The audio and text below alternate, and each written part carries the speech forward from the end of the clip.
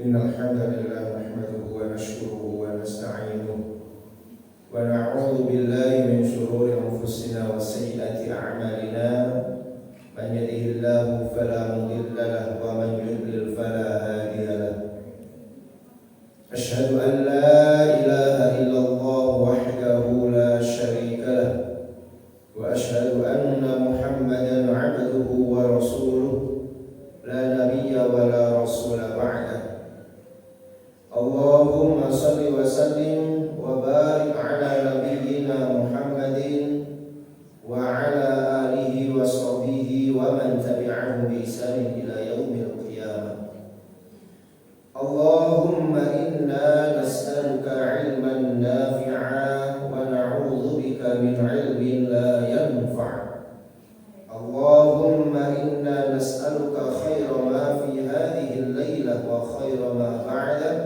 ونعوذ بك من شر ما في هذه الليلة وشر ما بعده اللهم ارحمنا بالقرآن اللهم ارحمنا بالقرآن. Hadirin Bapak Ibu jamaah yang dirahmati Allah Subhanahu wa taala. Alhamdulillah, bersyukur kita kepada Allah Subhanahu wa taala. Pada kesempatan kali ini kita masih diberikan nikmat oleh Allah, dijadikan sebagai hamba-Nya yang beriman kepadanya dan diberikan kekuatan untuk bisa menjalankan serangkaian amaliyah ibadah. Mudah-mudahan semua aktivitas ibadah kita senantiasa diterima oleh Allah Subhanahu wa taala. Salawat beriring salam mari kita haturkan kepada uswah kita, panutan kita Nabi Muhammad sallallahu alaihi wasallam, keluarga dan seluruh sahabat-sahabatnya. Hadirin yang dirahmati Allah Subhanahu wa taala, kita lanjutkan pembahasan tafsir kita, yakni kita sampai di ayat yang ke-114 dari surat Al-Baqarah. Seperti biasanya kita baca terlebih dahulu ayatnya, kemudian baru kita akan menerjemahkan dan membacakan tafsirnya. A'udzu billahi minasy syaithanir rajim.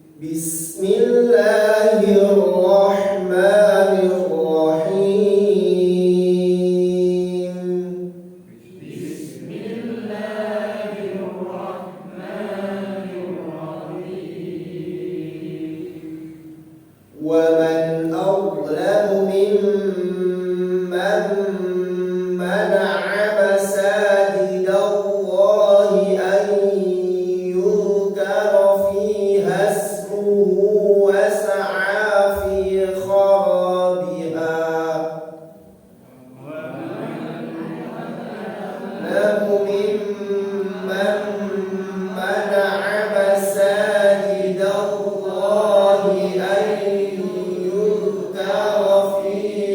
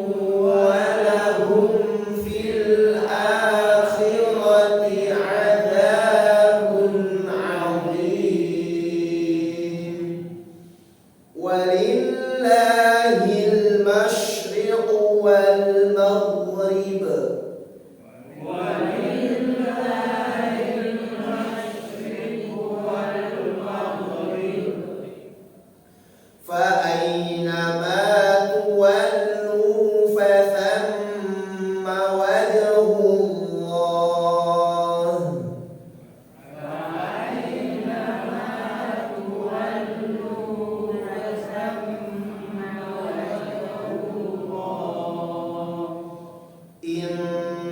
Innallaha wasi'un alim.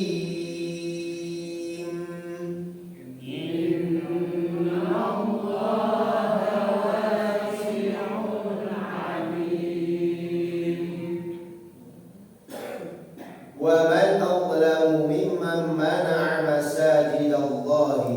Wa man adlamu, dan siapa yang lebih zalim, siapa yang paling zalim, mimman mana'a, dari orang-orang yang melarang, masajidallahi, masjid-masjid Allah, an yudhkara, agar disebut fi hasmuhu, di dalamnya nama Allah.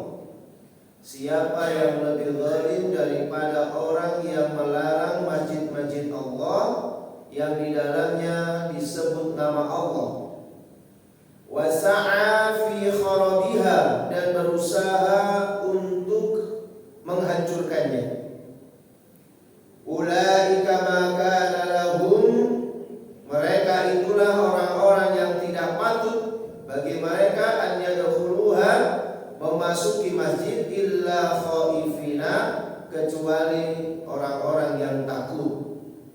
Lahum fid dunya khizyun, bagi mereka di dunia itu kehinaan. Walahum fil akhirati adzabun adzim, dan bagi mereka di akhirat kelak mendapatkan azab yang agung, yang besar. Hadirin yang rahmat Allah Subhanahu wa taala, Allah Subhanahu wa taala ini menegaskan, memberitahukan kepada kita bahwa perbuatan zalim, ya, perbuatan zalim yang terjadi di masyarakat, yang paling zalim itu adalah orang yang mencegah orang lain untuk beribadah di masjid. Ya, jadi perbuatan zalim yang dilakukan oleh orang yang lebih zalim itu adalah melarang orang lain untuk beribadah ke dalam masjid. Jadi perbuatan yang paling zalim itu adalah melarang orang lain untuk melakukan ibadah di masjid. Bahkan kalau di dalam tafsir As-Sa'di itu disebutkan wa asyaddu jurman, orang yang paling jahat itu adalah orang yang mencegah orang lain untuk beribadah di masjid. Kalau kita lihat, ya, tafsirannya adalah la ahada aghlabu minal ladina mana'u dzikrallahi fil masajidi min iqamis salati wa tilawatil qur'ani wa nahwi dzalik.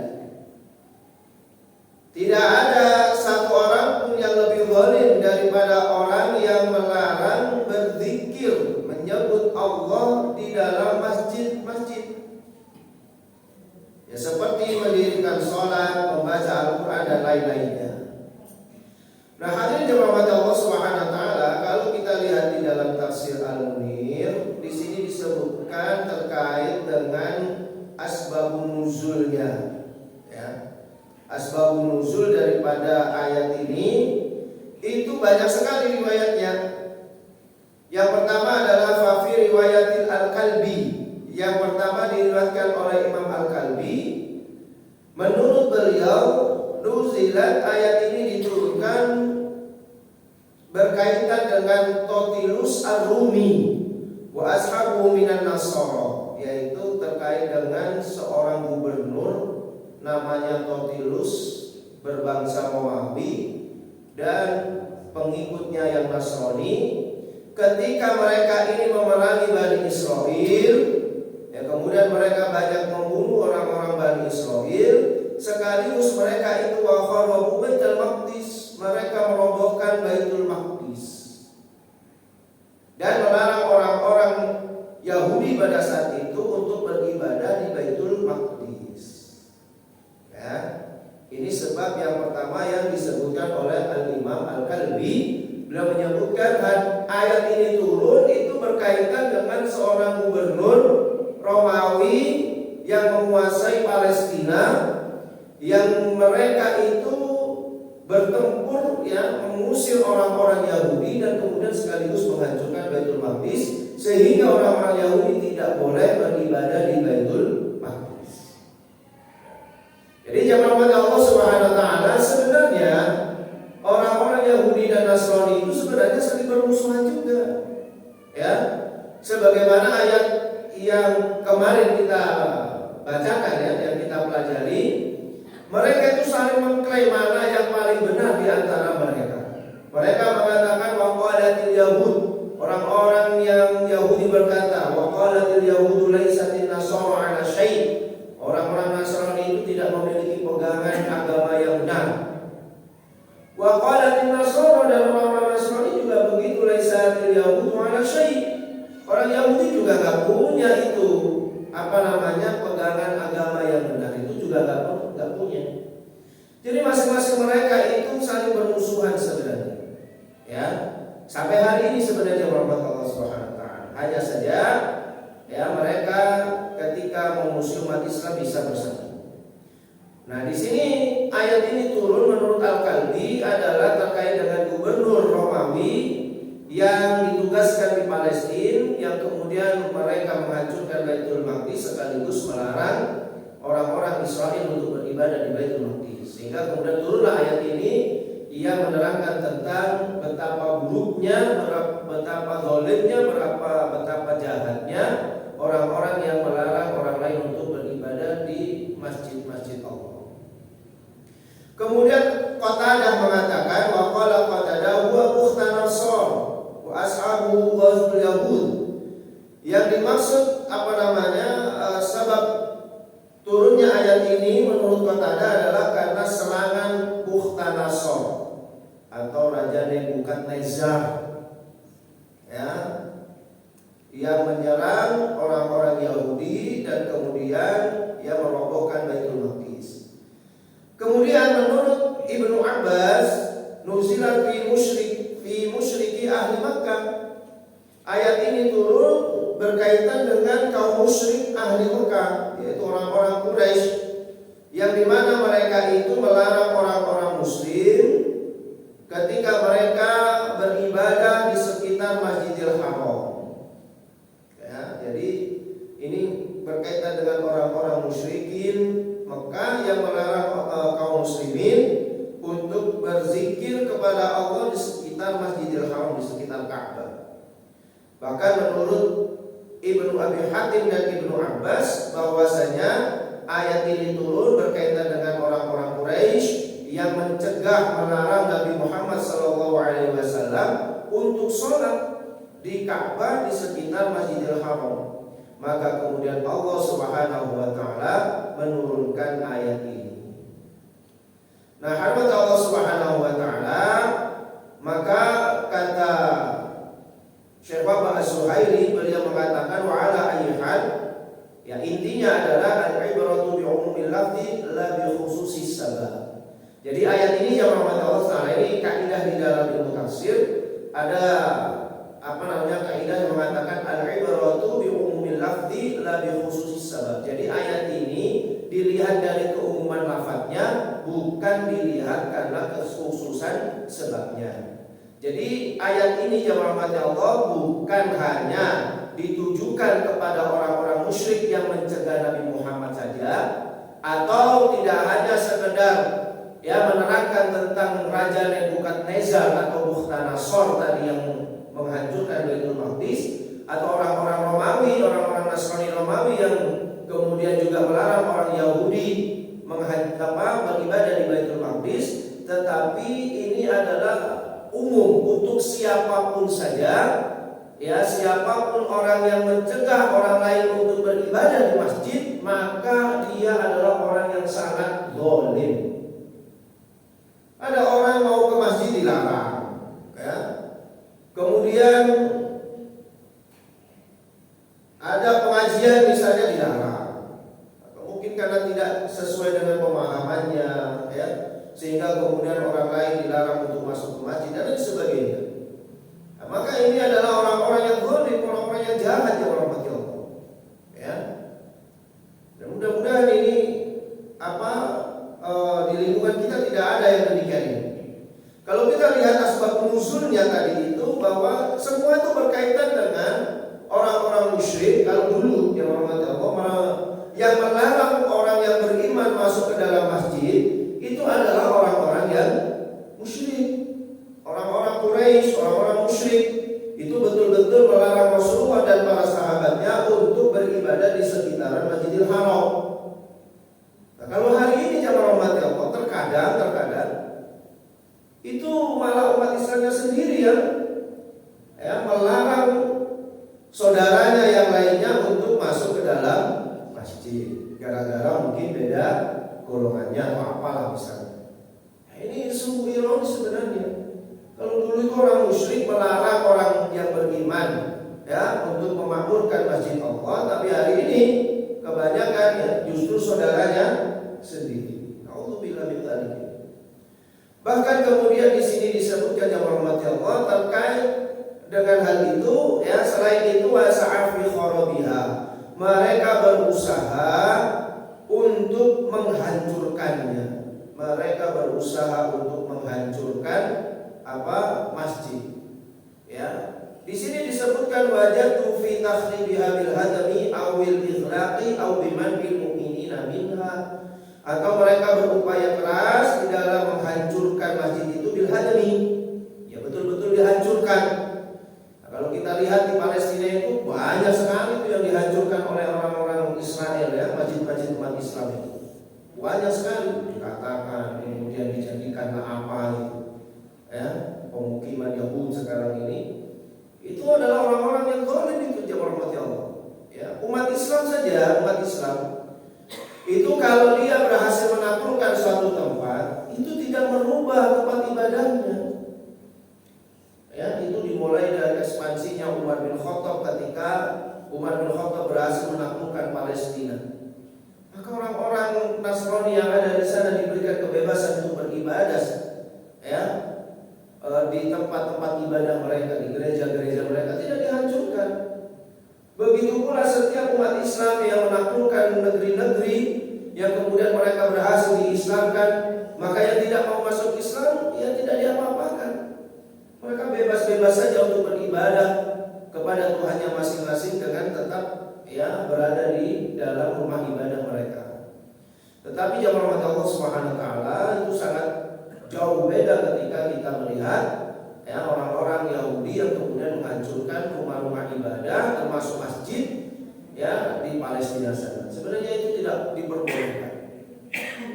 Kemudian jamaah Allah Subhanahu wa taala awil idlaq atau berusaha untuk menutup masjid, atau pokoknya segala sesuatu yang bisa dilakukan untuk merobohkan masjid. Artinya di sini supaya orang-orang tidak ada lagi yang beribadah di masjid.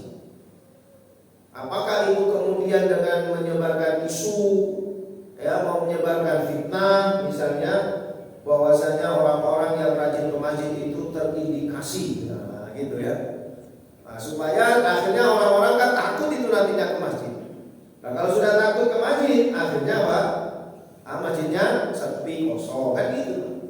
Disebarkan isu kalau ada pemuda yang sering ke masjid, ini dicurigai, dicurigai sebagai anak-anak muda yang radikal misalnya. Akhirnya anak mudanya takut kan ke masjid. Nah itu tujuannya itu memang, tujuannya untuk merobohkan masjid itu tadi. Atau misalnya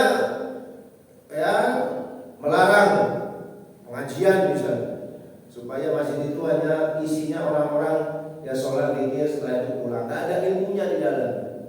Padahal ya Allah, kalau kita belajar tentang manajemen masjid, masjid itu fungsi yang pertama itu memang dipakai untuk ibadah, ibadah secara khusus, sholat, zikir, baca Al-Quran itu adalah ibadah secara khusus. Tetapi di dalam masjid itu juga harus berfungsi sebagai tempat dakwah. Karena Rasulullah dulu juga berdakwah melalui masjid. Maka di masjid itu harus ada dakwah di dalamnya, ada pengajiannya, ya, ada mengajak orang lain untuk berbuat kebaikan dan seterusnya. Dan kemudian masjid itu adalah tempat untuk menyelesaikan solusi bagi masyarakat. Maka dulu itu kalau ada apapun Rasulullah menerimanya di masjid, jemaah. Menyelesaikan masalah masyarakat itu ya di masjid. Maka sekarang ini kita lihat ada masjid-masjid kayak Joko Karya misalnya, seperti Al-Falah, Sragen misalnya, ya, bisa menjadi solusi bagi masyarakat. Apa yang dibutuhkan masyarakat? Oh, ada masyarakat yang nggak bisa sekolah, masjidnya bisa bantu. Ini menjadikan solusi gitu ya. Nah, kemudian masjid itu juga ya menjadi tempat kaderisasi, pengkaderan.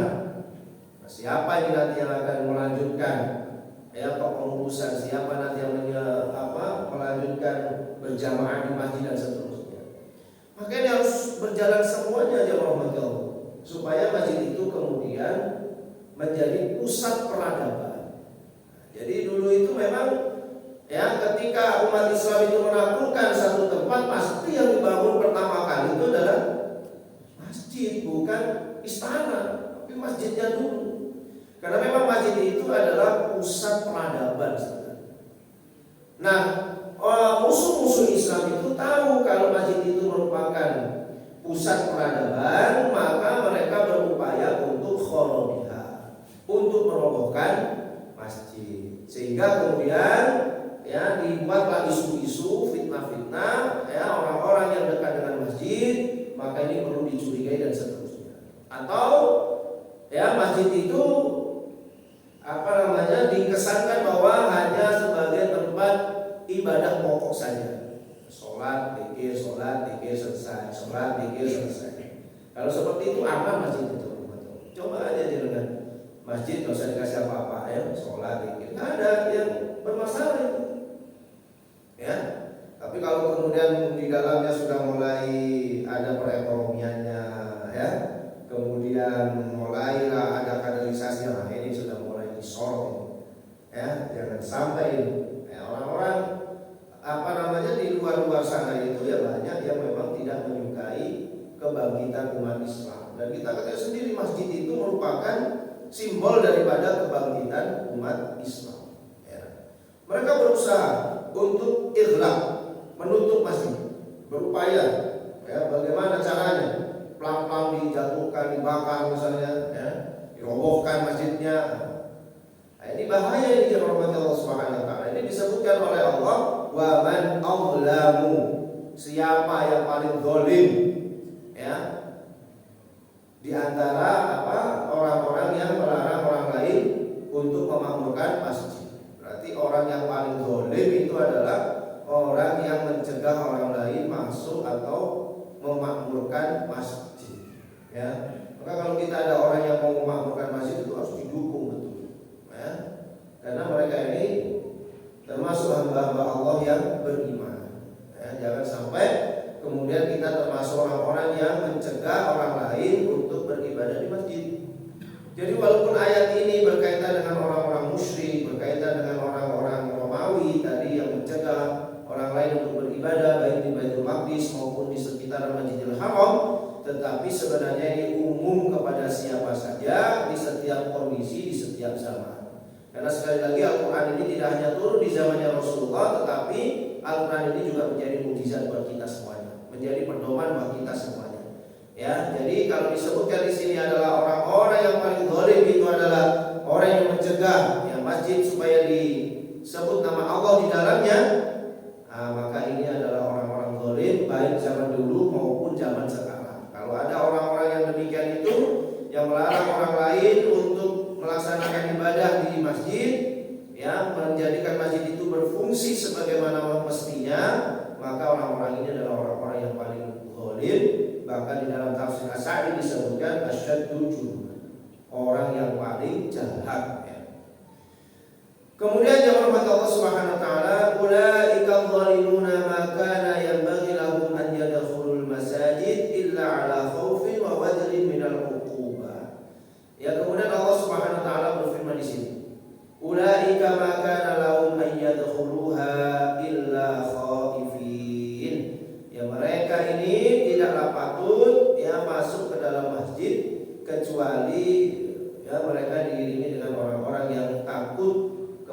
Allah Subhanahu wa taala.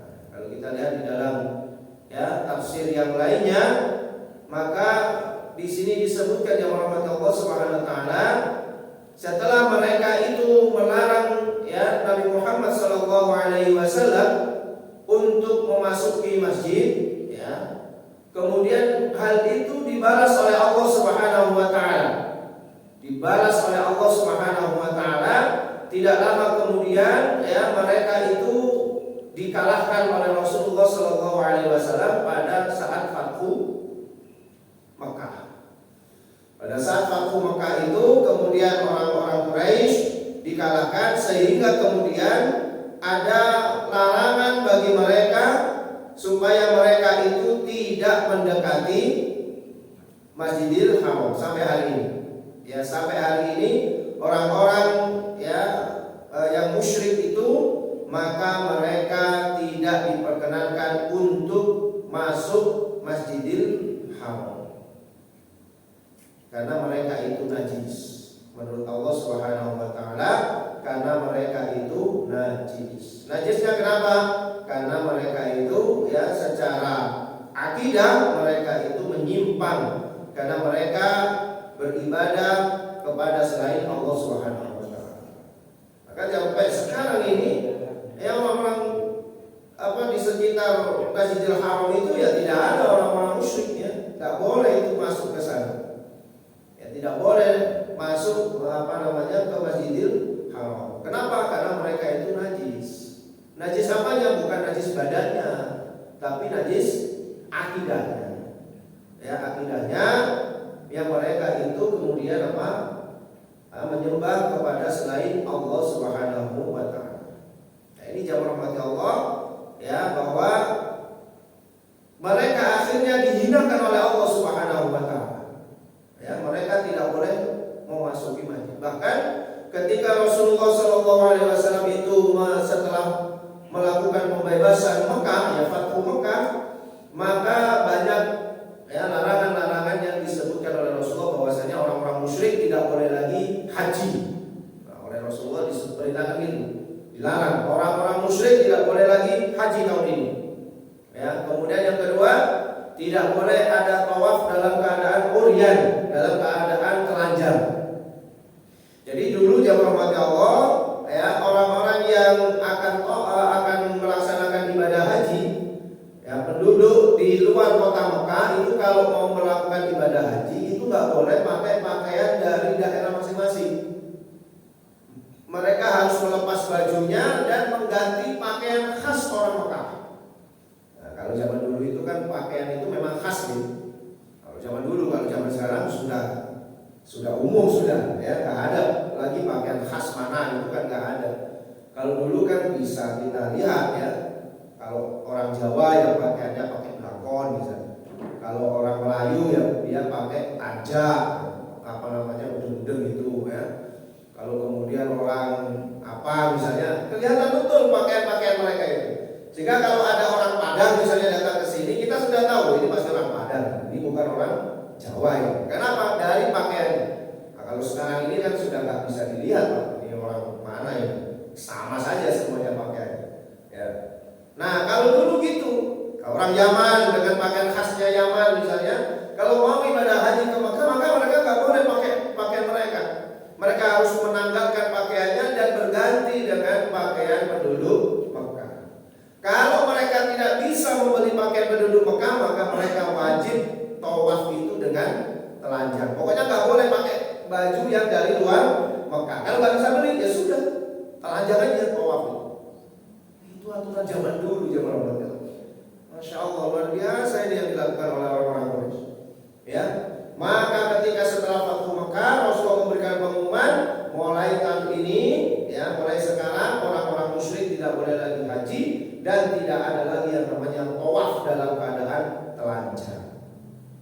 Sehingga orang-orang musyrik yang tadinya itu melarang umat Islam untuk beribadah di sekitar Ka'bah, di sekitar Masjidil Haram, setelah Fathu Mekah justru mereka diusir oleh Rasulullah SAW. Bahkan mereka tidak boleh mendekati Masjidil Haram sampai hari ini. Sampai hari ini. Maka jamaah rahmat Allah Subhanahu wa taala,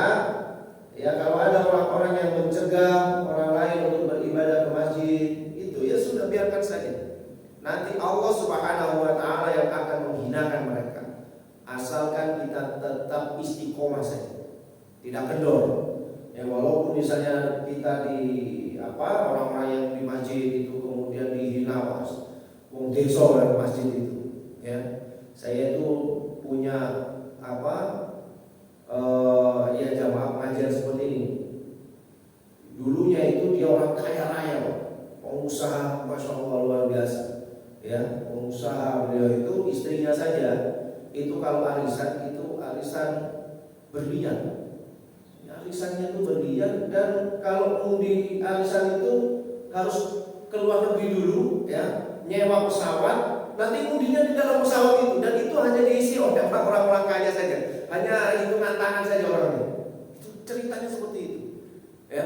Jadi kalau dia sedang berjalan bisnis, kan dia orangnya bisnis ekspor impor, ya. Kalau dia melihat orang-orang yang masuk ke masjid itu, dia pikir bodoh sekali waktunya habis dipakai untuk ke masjid. Mendingan kan dipakai untuk bisnis, sehingga bisa kaya gitu. Jadi dia dulu itu melihat kalau kita lagi di masjid kayak gini, duduk-duduk kayak gini, itu dianggap orang bodoh. Ngapain bodoh sekali, ya, membuang-buang waktu gitu. Duduk-duduk ngapain itu? Coba waktu itu dipakai untuk ya sesuatu yang produktif gitu, bikin apa, usaha apa sehingga supaya menjadi orang kaya gitu, ya. Akhirnya dia kena riba dan seterusnya, bangkrut, ya, akhirnya masuk masjid. Jadi kadang-kadang Allah itu yang mengingatkan manusia itu luar biasa, ya. Kalau udah bangkrut mungkin masuk masjid, nunggu bangkrut dulu baru masuk masjid, ya. Setelah bangkrut masuk masjid, udah nggak punya apa-apa, rumah semuanya jual semuanya, ya, masuk masjid. Nah, itu dulu ceritanya seperti itu, ya. Masya Allah, akhirnya ditinggalkan sama istrinya dan seterusnya, ya udah, Masya Allah. Jadi jamaah Allah Subhanahu wa taala, ya, orang-orang yang dulu mereka itu menghina, ya, orang-orang muslim, bahwa muslim itu kalau masuk masjid seperti ini, ya, biarkan saja, yang penting kita istiqomah saja terus, ya. Nanti Allah akan menghinakan mereka dengan sendiri, ya, sebagaimana orang-orang musyrik, ya, ketika mereka itu menghina, ya, melarang Rasulullah dan kaum mukminin pada saat itu untuk beribadah di sekitar Ka'bah di saat mereka sedang berpuasa. Tidak lama waktunya, ya, tidak lama waktunya, tiba-tiba kemudian Rasulullah membebaskan kota Mekah dalam peristiwa Fathu Mekah. Mereka kalah sehingga kemudian orang-orang musyrik ini, ya, mereka diusir dari tanah haram. Sampai hari ini mereka tidak boleh menginjakkan kaki, ya, di tanah haram. Nah, kemudian jamaah Allah Subhanahu wa taala, lahum bidzalika dhullun wa fadhihatun fid dunya, yang mereka kemudian mendapatkan kehinaan di dunia. Di dunia dihinakan. Orang-orang yang mencegah manusia, ya, untuk beribadah di masjid, mencegah orang-orang untuk beribadah, memakmurkan masjid-masjid Allah, maka sesungguhnya mereka itu akan dihinakan oleh Allah Subhanahu wa taala di dunia. Walahum fil akhirati adzabun syadid, dan mereka nanti di akhirat mendapatkan azab yang pedih, ya. Di dunia dihinakan, di akhirat kemudian mendapatkan azab yang pedih. Kemudian jamaah Allah Subhanahu wa taala, kita lanjut di ayat yang ke-115. Walillahil masyriq wal maghrib, dan milik Allah lah, ya, timur dan barat. Fa aina ma tuwallu, dan di mana saja engkau menghadapkan wajahmu, fa thamma wajhullah, maka engkau dapati wajah Allah. Innallaha, sesungguhnya Allah, wasi'un, maha luas, alimun, lagi maha mengetahui. Jadi milik Allah Subhanahu wa taala, ya, baik yang ada di timur maupun yang ada di barat. Nah, jemaah rahmat Allah Subhanahu wa taala, kalau di dalam tafsir As-Sa'di itu disebutkan kenapa Allah hanya menyebutkan timur dan barat, padahal yang namanya arah itu kan banyak. Tidak hanya timur barat, ada utara, selatan, barat daya, timur laut, ya, macam-macam, ya. Ada atas, ada bawah, dan seterusnya. Tapi kenapa Allah Subhanahu wa taala hanya menyebutkan timur dan barat? Karena memang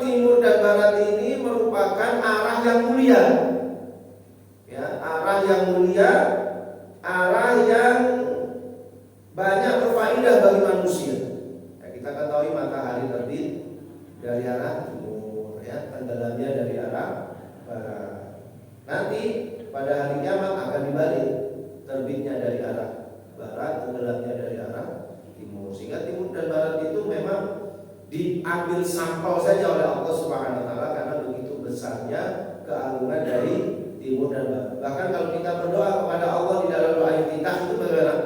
Allahumma ba'id baini wa baina khotoyaya kama ba'adta bainal masyriq wal maghrib. Ya Allah, jauhkan antara saya dengan dosa saya sebagaimana Engkau menjauhkan antara timur dan barat. Kenapa nggak disebutkan utara dan selatan, ya? Atau barat daya misalnya? Enggak. Karena memang ya seperti itulah. Ya, berarti timur dan barat itu sudah mewakili jihad, ya, mewakili apa? Arah gitu. Maka Allah Subhanahu wa taala menyebutkan di sini walillahi jahada syuruqi syamsi wa ghurubiha ini.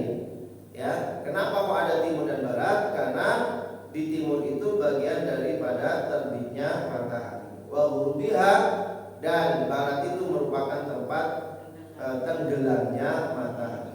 Ya, wa ma bainahuma, dan di antara keduanya. Jadi milik Allah lah arah itu jamaah Allah. Ya, milik Allah lah arah itu. Maka fahuwa malikul ardi kulliha, maka dialah yang memiliki bumi ini seluruhnya. Allah lah yang memiliki bumi ini seluruhnya. Fa ayya jihadin tawajjahtu ilaiha fi sholati bi amrillahi lakum fa innakum mubtaguna wajha.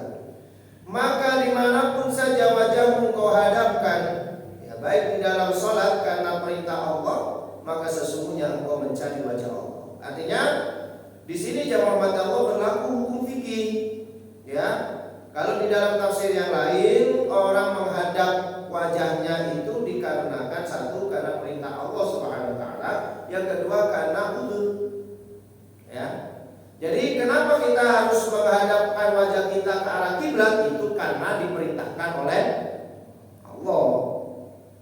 Ayat ini juga berkaitan dengan perintah Allah Subhanahu wa taala yang memerintahkan Nabi Muhammad itu mengalihkan kiblatnya yang tadinya Baitul Maqdis kemudian dipalingkan kepada Ka'bah Baitullah. Awalnya zaman Allah dulu sholat itu menghadap ke arah Palestina, ke arah Baitul Maqdis.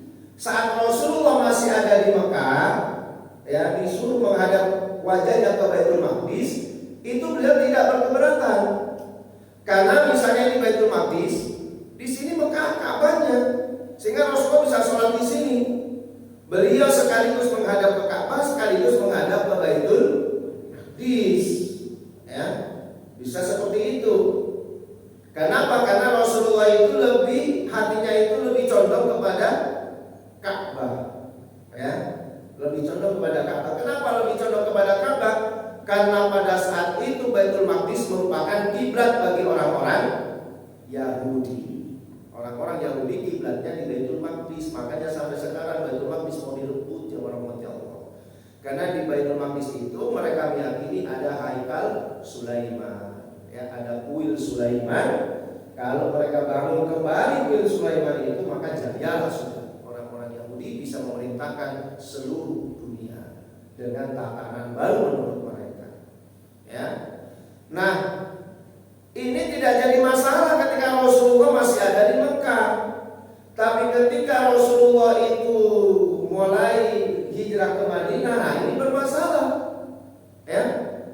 Karena kalau ke Madinah, maka ketika Rasulullah menghadap ke arah Baitul Maqdis, secara otomatis tidak bisa lagi menghadap ke arah Ka'bah. Dan itu buat hati Rasulullah itu risau.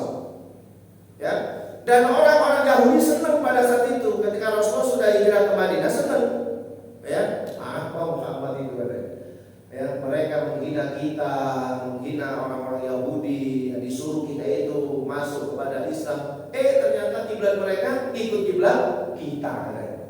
Ya, itu jadi cemoohan gitu orang-orang Yahudi. Apa Muhammad itu? Ya, katanya membawa ajaran yang baru, syariat yang baru. Ternyata kiblatnya sama dengan kita, ikut kita, ya. Jadi dikira umat Islam itu ikut kiblatnya orang Yahudi. Itu menjadi risau, gelisah hati Rasulullah SAW. Sampai akhirnya ya ketika Rasulullah dalam keadaan sholat itu, maka kemudian Rasulullah SAW diperintahkan fa'aqim wajhaka, maka hadapkanlah wajah ke Baitullah, muter jalan ya. Di situ ketika Rasulullah itu sudah diperintahkan untuk menghadapkan wajahnya ke Baitullah, orang Yahudi ngejek lagi. Umat Islam itu gak konsisten ya. Nanti kalau dalam bahasa tafsir itu gitu Pak bahasanya orang-orang Yahudi. Umat Islam itu gak konsisten ya. Baru saja kemarin mereka menghadapkan wajahnya ke arah Baitul Maqdis, sekarang ke arah Baitullah. Nanti ke arah mana lagi ya? Kalau kita kan sudah dari dulu memang menghadapkan wajah ke Baitul Maqdis ya, kalau umat Islam ini gimana keadaan ke Baitul Maqdis, ke Baitullah? Nah ini berkaitan dengan itu jamaah Allah ya. Maka dijawablah oleh Allah Subhanahu wa taala, fa aina ma tuwallu fa thamma wajhullah. Maka kemanapun saja wajahmu kau hadapkan, maka engkau akan mendapati wajah Allah. Nah di sini jamaah umat Allah juga berlaku hukum fikih.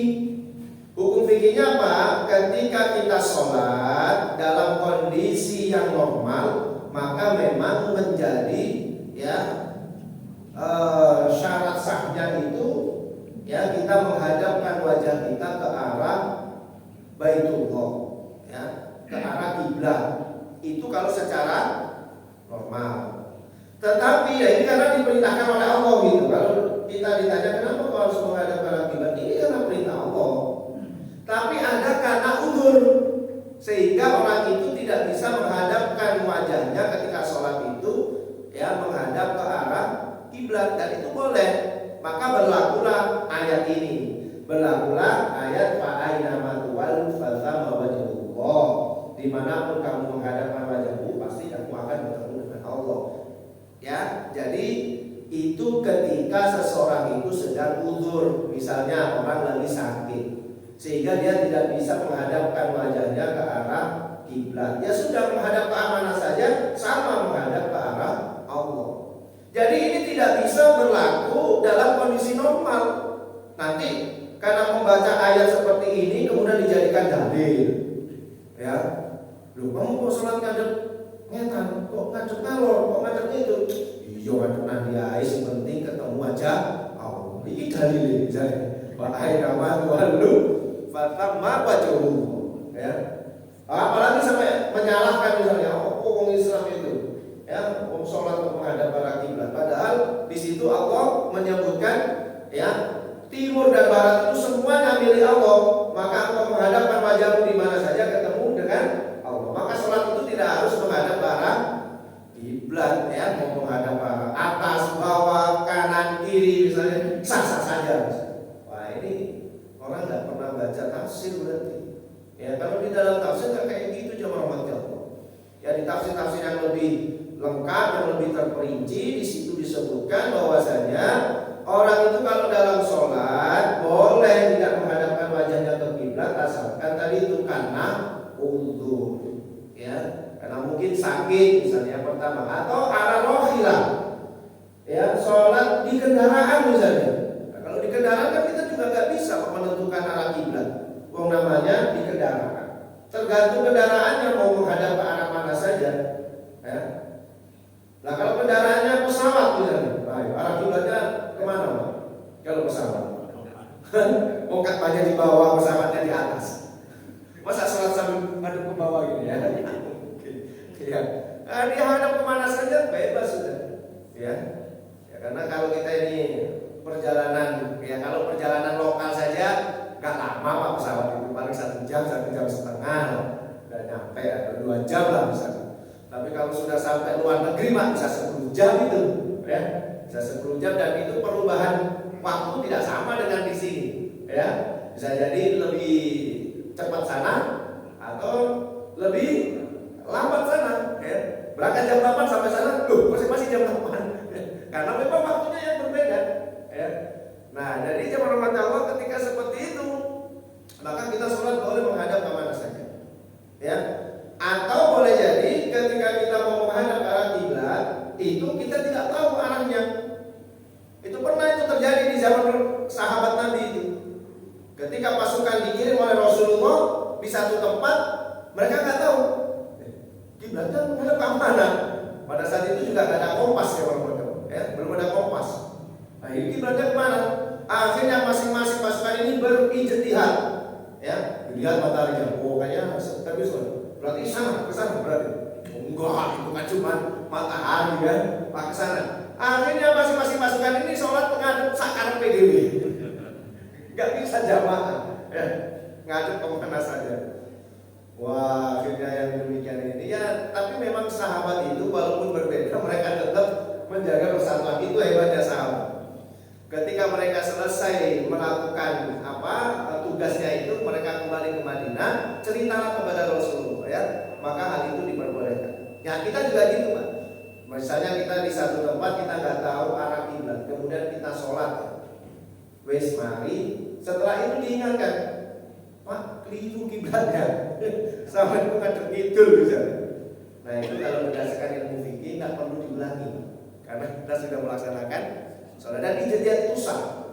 Ya, kecuali kalau kita sudah tahu, wis di bebeno sajadah. Ya, kadang-kadang itu kurang sajadahnya diputar.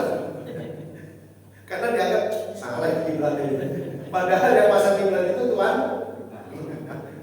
Kadang-kadang nggak sah. Karena kalau gitu salah jenengan berarti. Karena sudah dihadapkan oleh tuan rumah, kalau diputar berarti jenengan sing salah harus mengulang sholat. Tapi kalau memang betul-betul tidak tahu, kemudian baru dikasih tahu nggak perlu ngulang sholat. Misalnya di pinggir pantai kita kan nggak tahu ya, nggak bawa kompas, nggak bawa apa, mana ya, terus nggak karpet sudah. Ya, kalaupun kemudian ada nelayan yang menunjukkan Pak salah sampai tadi, ya sudah nggak apa-apa, selesai. Tapi kalau sudah dihadapkan terus diputar, nah itu berarti kesalahan ya, kita karena sudah ditunjukkan. Wallahu a'lam bishawab. Jadi ini jamaah Allah Subhanahu wa taala ya, banyak sekali pelajaran yang ada di dalam ayat ini. Intinya adalah jangan sampai kita menjadi orang-orang yang mencegah orang lain untuk memabukkan masjid. Ya, demikian wallahu a'lam bishawab. Kita akhiri dengan membaca doa kafaratul majelis. Subhanallah